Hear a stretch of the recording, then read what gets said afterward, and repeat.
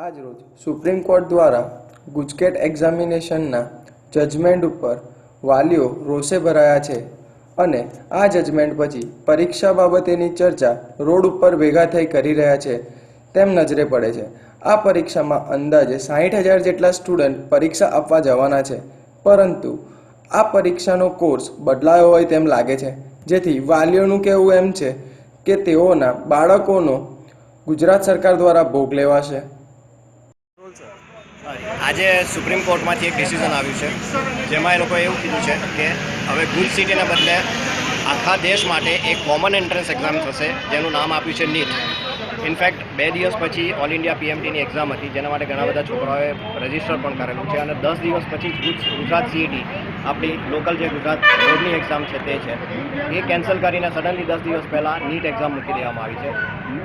NEET એક્ઝામમાં જે syllabus છે તે 11 ધોરણ અને 12 ધોરણનો છે, જ્યારે આપણા છોકરાઓએ ફક્ત 12 ધોરણનો ગુજરાત CET માટેનો સિલેબસ તૈયાર કર્યો હોય છે, એટલે એ લોકોની એક તો તૈયારી નથી હોતી, એ લોકોને ઇનફ ટાઈમ નથી આપવામાં આવ્યો। 4 સેમેસ્ટર ઓલરેડી મહેનત કરીને એ લોકો જે 60% લાવ્યા છે, અને હવે ગુજ CET 40% માટે જે 10 દિવસ બાકી છે ને એની મહેનત કરી છે, એના પર પાણી ફરી વળ્યું છે।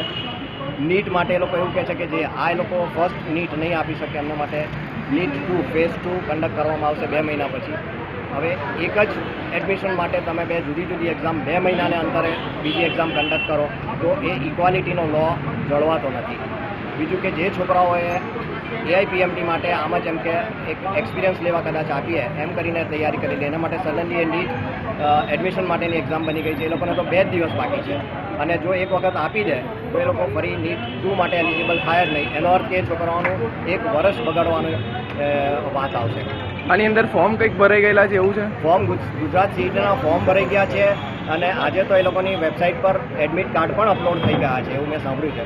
એટલે જો આ સ્ટેજે 10 જ દિવસ બાકી છે, 10મી મે આપણું ગુજરાત CETની એક્ઝામ છે, અને 10 દિવસ પહેલાં સુપ્રીમ કોર્ટે આ રૂલિંગ આપ્યું છે।